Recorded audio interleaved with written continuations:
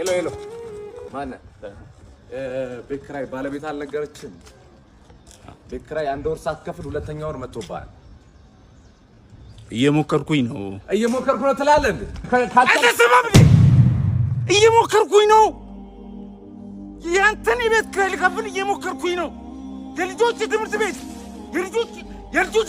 ልከፍል እየሞከርኩኝ ነው።